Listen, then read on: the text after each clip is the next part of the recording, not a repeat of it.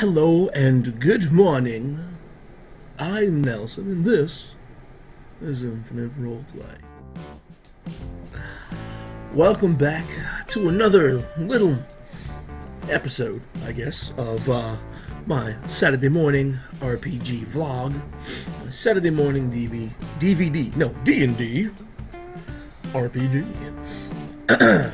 It's my little cartoon hack that I've been working on and making basically into a core rules set. I'm redoing the majority of the rules, and just to keep you up to date with what's going on. As you can see on screen, I have a fun little thing I've been working on that someone told me looked like a cat, so I had to put some work in to make it look like a wolf, because it's supposed to be a wolf.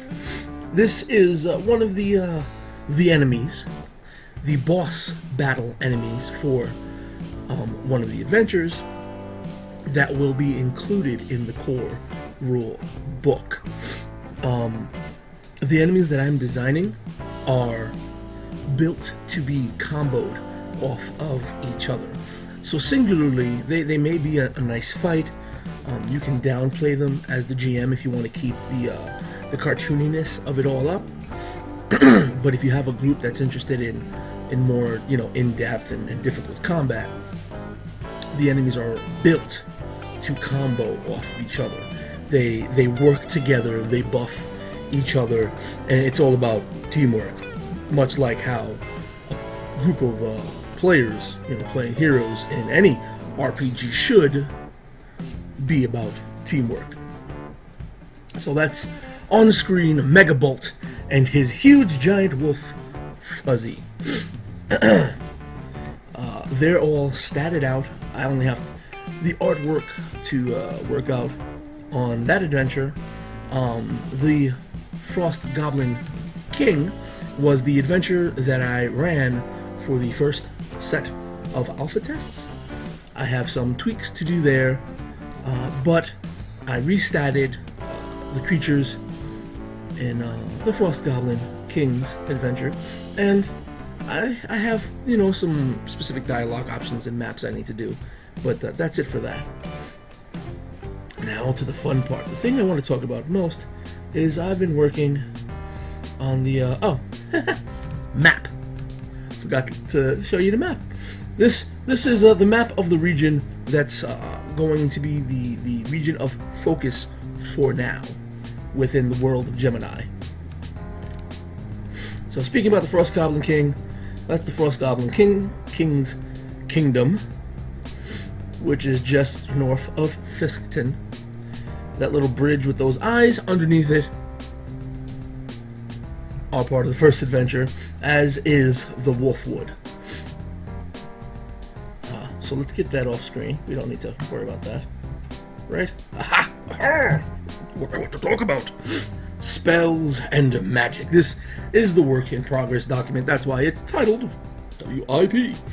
I was trying to go through the spells that are included in the OGL for 5th edition, and they don't include all the spells that they have. They rename some, and some of them don't fit for the style I'm trying to go for, and those that might fit require to be rewritten anyway.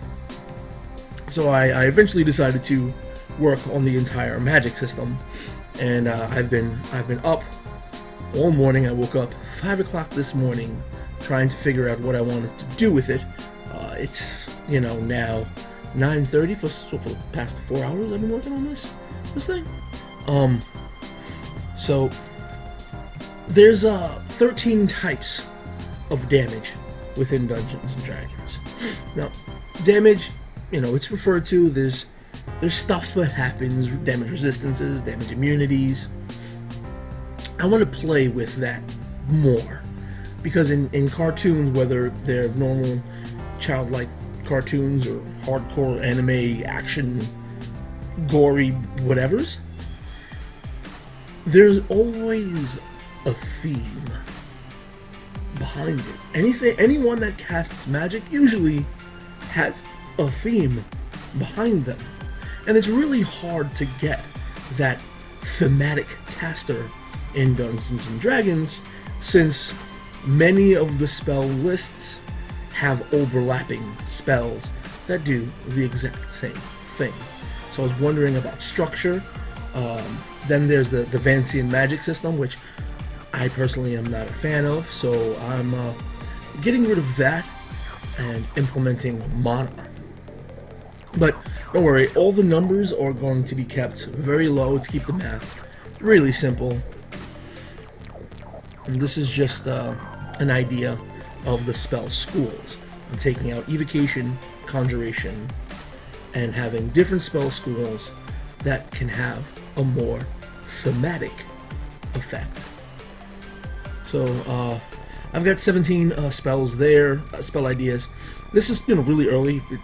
I've only been really going in on it today, but combust, pillar of fire, warmth, of course, fireball, the flaming sphere, wall of fire, all that nice stuff. Fire shield or cloak of flames. This is just the ideas for the spells. The spells are not quite statted out yet. I wanted to see if I can generate a rough idea of at least 15 or 16 spells per school, so that there's a selection to go through. See, this lightning or storm spells, I'm combining thunder and lightning into things that deal thunder and lightning into one spell school. Ice is by itself. I combined acid and poison because they seem to have the same theme behind them in D&D, so they're thematic, put together. Healing and aid spells, and finally arcana or arcane spells, which are the more noticeable spells, like magic missile, force bolt, mage armor, color spray, invisibility, all those things that are kind of just pure magical and don't really have any type of elemental or healing theme behind them. I wanted to do nature conjuring stuff, but I'll keep those out for now so that I can create classes that better utilize those. Anyway, with the idea of the change in magic, I wanted to have a proof of concept. So I started reworking the priest. And the spells will be divided up into 5 levels. These 5 levels are equal to the levels of heroism, the heroic tiers. So instead of 9 levels worth of spells, 9 levels worth of spells. Why couldn't I say that? There are only 5 levels worth of spells. Keeping numbers lower and hopefully simpler and easier to work with. And ultimately more meaningful, I hope. Of course, more alpha testing for a new mechanic is going to have to be done, but I'm not mad at that. So I worked up the priest, a really quick workup of the priest, rework of the priest to level 20. Basically, the priest knows 1 cantrip at first level. They gain a 2nd cantrip known at... No, it's supposed to be a 3rd level. That's my mistake. A 2nd cantrip known at 3rd level. There's going to be a little bit of cantrips per school, as per normal, but very limited on school choice. So, with this new rework, a priest, or the in test, the proof of concept, is that the priest knows all spells of level 1 or higher that the priest can cast from the healing and aid school. Any healing a priest does with these spells gains the priest's awesome power as a multiplier to the healing done. So if the priest has an awesome power of 2, they heal for twice as much healing as they roll on the dice. If the priest has an awesome power of 3, they heal for triple the amount. Basically, level 1 spellcasting, level 2 spellcasting is just at what level you can cast spells. Now, as far as the divine paths, instead of domain is the normal name, it made less sense. Divine Domain Storm Priest, Divine Domain Hail Monkey. It made less sense, it wasn't as cool in my opinion, so I'm just changing that to Divine Path, the path of the Storm Priest, the path of the Hail Monkey. Right? Anyway. Just again, as a proof of concept, the Storm Priest would gain access to the Storm School. So now the priest can choose from the Healing and Aid School, as well as the Storm School, which have more aggressive spells in them, as well as Gust, Fly, while a Heal Monkey gains 1 additional point of mana per level, meaning that the Heal Monkey can cast more in a battle than a Storm Priest can, because they draw from a larger pool of mana. Also, forgot to read this part. Mana. A priest gains 1 point of mana for their mana pool every level. A priest's mana recharges fully after a short rest. So for those of you who enjoy some of the previous edition's mechanics with encounter powers, a priest's mana makes all their spells like encounter powers. So you can get into those heated combats, and as long as you have an actual Heal Monkey, like a Heal Monkey is a heavy support. They're designed to be Heal Monkeys, to keep you up, to keep you fighting, to just make you more of what you are. And to do that better than anyone else in the game currently, or being put in the game in the future. That's my proof of concept. Also, do I have my other file open? Yeah, this is okay. 35,500 words, and I don't even have magic in here yet. I changed resting for Saturday morning RPG. A short rest is 5 minutes of breathing time. So you have a fight, you spend 5 minutes to relax, get a refreshing drink, and you gain all the benefits you would normally gain upon a short rest. Spending your recoveries to heal, healing mana if you're a priest. And a long rest is, of course, 8 hours of uninterrupted rest. Now, the major change is the fact that during a short rest, you consume the contents of 1 water skin. So to get the benefits of the short rest, you have to have a full water skin, making water skins actually important rather than strictly roleplay. A long rest, you need to consume a ration, or 1 day's worth of food, to gain the benefits of a long rest. So, if you wanted to make the game more difficult or more, not really gritty, you can't make it too gritty, but more like the hardcore anime action extravaganza, keep track of your players' rations, their water supply, if the water skins are full or not, and just throw droves of enemies at them. You don't really have to worry because heroes never die. The Heal Monkey is going to be a healing phenomenon. And I think, is that it?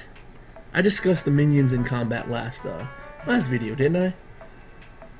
You can take defeat minions options, so there can be tons and tons of minions that, if left unchecked, will eventually overwhelm you, but you can simply defeat minions and then just take a handful of them out with 1 action every turn. Heroes never die rules. Long and short rest, and healing, and vulnerability, and resistance and immunity, the damage types, critical hits, that equals the amount. Yes. I'm going to be including average damage in the book now. So for every spell, for every weapon, there's going to be the average roll with the dice rolled in parentheses. So that if you want to speed up the game, because you're rolling too many dice, you're like, okay, I roll 7 sneak attack, but I'm going to count all the little sneak attack dice. You could just say, okay, this game we're using damage averages just to speed things up, and so that you don't have to go and find out your damage averages, I'll be including them in the book. Like in this case, the critical hit, Ace Blade Man, you know who you are. If Ace Blade Man, a massive weapon wielder with a strength score of 16, rolls a natural 20 with his massive sword, Ace deals 37 points of damage, rolling 13 points of damage for his massive slashing damage for his massive sword, or 38 plus 3, and adding 24, which is the max of 3d8. So I changed. I forgot to mention I changed criticals as well. Did I mention I changed criticals as well? I'm getting ahead of myself. I've done so much since the last episode. I don't even know what I covered. And that sound is probably covering me. I live by an airport. It happens sometimes. So, critical hits. If you roll a 20, you gain the maximum damage that die can do. So a 3d8 deals a maximum of 24 points of damage. You then also roll your damage normally. So your 3d8 plus your ability modifier. So the average roll of 3d8 plus the ability modifier of Ace Blade Man is only 13. The max of 3d8 is 24, so he adds 13 to 24 and gets 37 points of damage with his critical hit. Now, the half-orc has a feature when he lands a critical hit, he just deals maximum damage. No rolling needed, just the max. So he would hit, if Ace Blade Man was a half-orc, he'd be hitting for 48 every time he rolls a crit, which is pretty. It's a lot. It is. Can't tell me not a lot. It's a lot. Boom, boom, boom. Yep, you can improve critical, the upside your head, racial feature for half orcs.